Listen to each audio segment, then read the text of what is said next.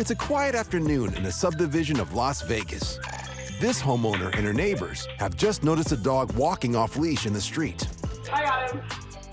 She calls the wandering pit bull over, and he seems friendly enough. It's not mine.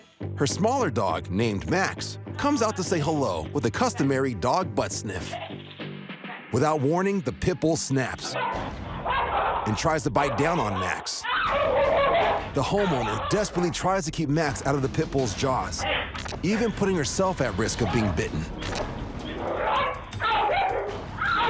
Max is less than half the attacking dog's size. A single bite could prove to be fatal. Suddenly, a hero appears. A package delivery driver puts herself between the attacker and its victims, giving them an opening to run safely inside. No! Thanks to this delivery driver, Max and his owner escape with only minor cuts and scratches, proving that not all friendly neighborhood heroes wear capes. Some wear delivery vests. You're a vandal! Woodland Hills, Los Angeles resident, 54-year-old Russell Wolf is driving to brunch. And at first, he doesn't think anything of the guy in the white shirt walking his dog. But then he's shocked by what he witnesses. A neighbor he's never seen before vandalizes a local fruit stand, so he goes after the aggressor to investigate. What do you want? That's an illegal business in my neighborhood. I've told them repeatedly to get the out of my neighborhood. Then you call the police. I did. They didn't do anything. They're selling stolen fruit. What's your name? My business. 2 days later, when Russell is buying fruit from the stand with another local named Leslie, the irate neighbor returns, so Russell starts recording again. I think the strawberries look beautiful. You know what? They might be beautiful, but they're stolen. Yeah, they are. They're not stolen. He has to have receipts to prove that they're not stolen. That's the law. This is, He has no business permit. if Let my me finish. kid, Let me finish. if my kid wants to put a lemonade stand here, are you gonna call him names? That's different. That's You're different. a bully. No, You're a coward. you're an idiot. Russell has seen a fruit stand on this corner for the last 6 months, and he's not sure whether the owner has a legal street vending permit, but he is concerned by the aggressive attitude of his neighbor. Tomorrow I'm gonna spray WD-40 over all the. Oh, come on. Who are you? This is our neighborhood. It's my neighborhood, and I'm not gonna tolerate the. You don't know what the you're talking about, bitch. And I'm not talking to you. You're calling me what? I'm calling you a bitch. Yeah, You're a what are you gonna do about it? I'm telling you, I'm talking to him. Where are the receipts? No. Where's your business permit? By now, this neighbor rager is attracting attention, You're Where's a your health and coward. safety? You. but this seems to incense him even more. You know what? If we put up with this, next thing you know, you're gonna have a Tijuana whore behind the church. Did you And really then over say there, that? you're gonna have a fentanyl dealer on that street corner, okay? It's called broken windows. You are. Yes. You're absolutely a racist. You're a fool. Realizing he is not winning anyone over, the neighbor in purple decides to retreat, but not before he threatens to call the police.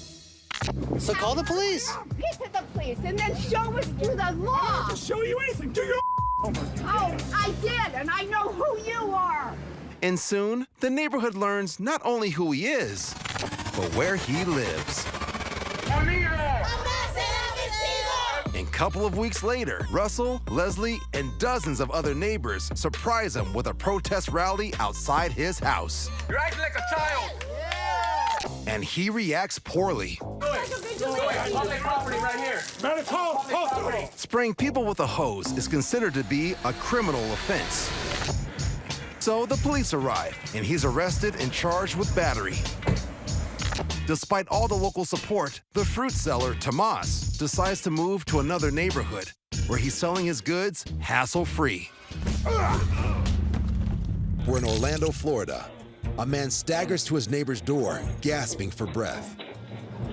He's middle school teacher Billy Bass, alone working from home, and he needs help fast. I thought to myself, my only hope is to run to my neighbors. Billy's neighbor and friend of 14 years is Karen Aranda. Luckily, she's at home with her family. I've known Karen and Junior for just a long time. Kids went to school together. We were sitting around the table and we heard this pounding knock on the door. It was actually scary. And when I opened the door and I saw Billy's face, Immediately, I knew that there was something wrong with him. You're joking? It was just like an instinct. I turned him around. I wrapped my arms around him. When I pushed into his stomach the first time,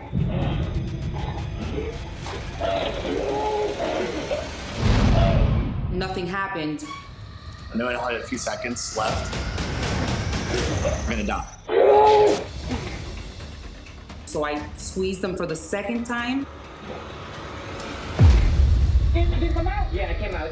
And a big old piece of meat. I mean, it was a good size of meat. It flew out like a cork out of a bottle, about 3 or 4 feet in the grass. Get water, bring water. Hey, call 911.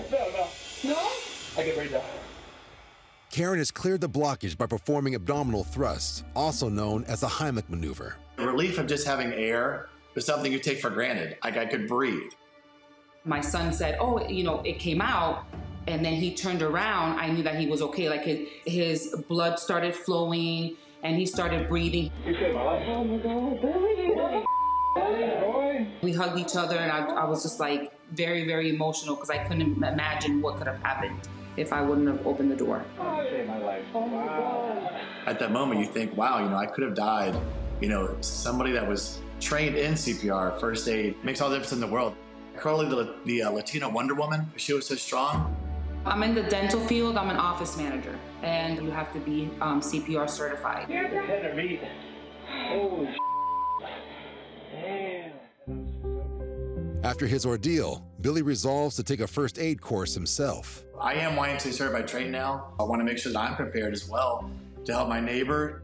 And it's made the neighbors even better friends as they promote first aid awareness together. I borrowed beer from her before. I borrowed tools, but this time she saved my life. So it was the ultimate, neighbor, gratitude.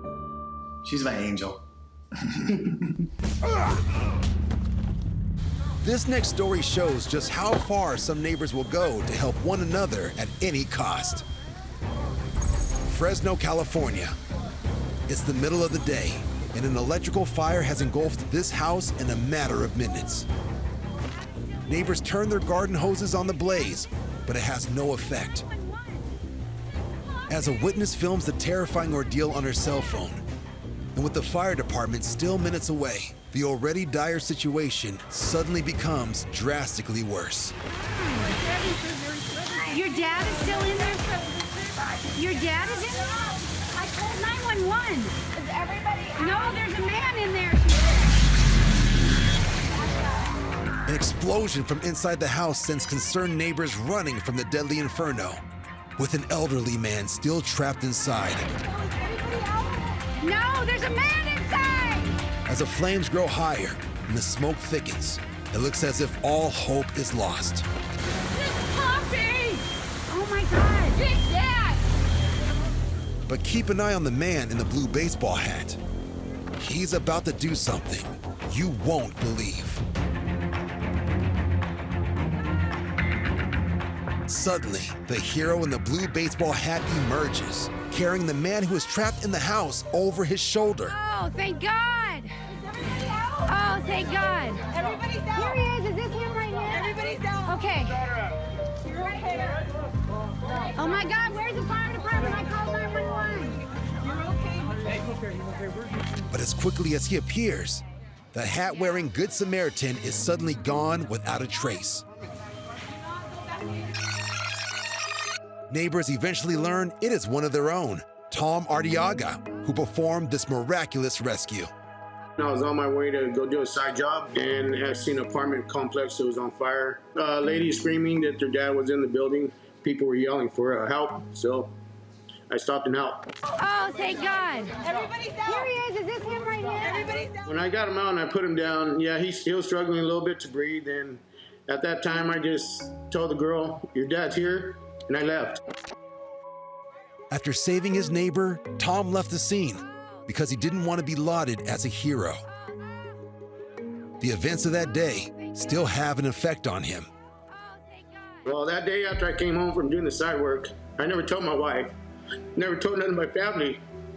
My brother called us up that night, and that's when he told my wife and told my kids that. The Fresno Fire Department arrived and eventually put out the fire. And the man who'd been trapped inside was taken to a nearby hospital and treated for smoke inhalation before being released. I don't think I'm a hero. I just, I'll help out people. Yeah, that's in my heart. I just did what was quick instinct for a normal person to have the courage to do that. Well, my wife just said, how come I didn't say nothing? And I go, I didn't want all the fame. I didn't want to be on camera. We could all use a few more neighbors like Tom Ardiaga. Hello, sir. How you doing? Hi.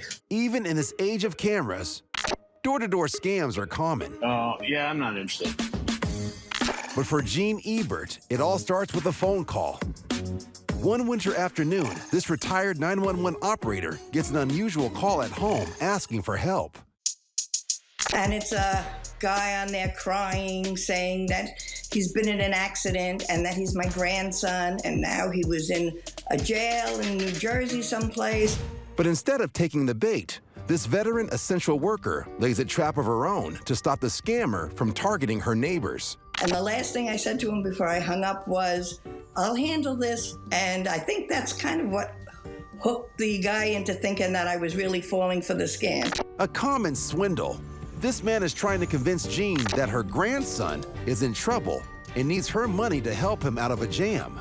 Next thing I know, they're calling me back. He asked me if I could handle $8,000 worth of bail. So then I called the police and they sent 2 officers over. When the officers arrive, they hatch a plan with Jean to catch the scammer. Guy is still calling, and then he says to me, I just so happen to have somebody 10 minutes away. And then the cops told me what to do. And within 5 minutes, the guy's walking up to my door asking me for the envelope with the cash in it. Nervous to meet the potential thief, Jean follows the officer's instructions to the letter as soon as the scammer knocks on her door. Hello? Hi. I wanted the envelope to look legit, so I folded up a bunch of paper towels, put it inside the envelope. Hold it up. Okay. Have a good one. Okay. He just took it, he turned around, went down 2 steps, and then he was in custody.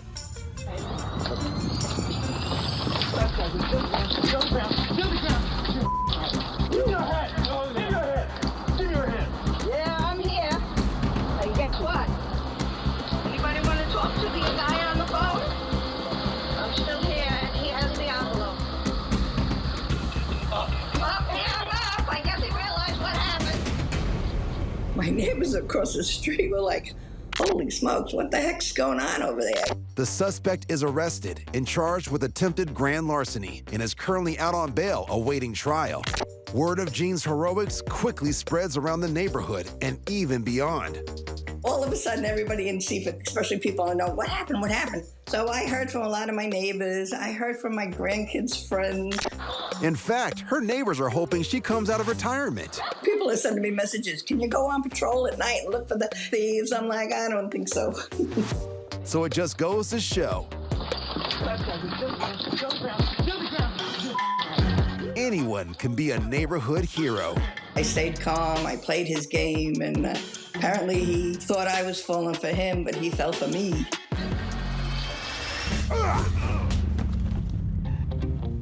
Kenmore is a quiet residential community on the north shore of Lake Washington.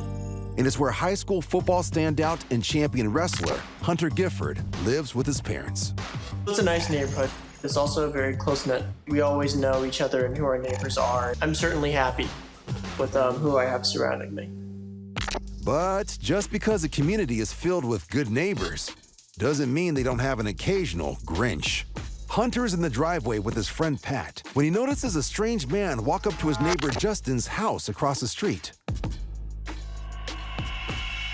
I knew they didn't live there, and they didn't own those packages that they were taking. So immediately I was suspicious. Without hesitation, Hunter takes off after the thief on foot, with his friend Pat following behind in a vehicle. He immediately started running. I knew the guy had to be stopped. I was worried that he could get away, or that if I were to hurt him too bad, I could go to jail. At one point, I actually chased him through a chicken coop, and the chase ended 3 blocks away from my house when I was able to trip him and shove him into a drainage ditch. I was dragging the package thief up to where he said the packages were. The alleged porch pirate is taken into custody and charged with theft. Later, when his neighbor Justin arrives home, he realizes that the entire incident has been captured on a security camera. I have to admit, when I was watching the video and watching Hunter chase this guy up and down the street, I had a giant smile on my face. It was amazing to watch this play out. It was like an old Western. And it only happened because Hunter took a chance and he was brave to go out there and chase this guy down. Thank you, Justin. I knew you'd do the same for me as well. You know. I hope so. Yeah.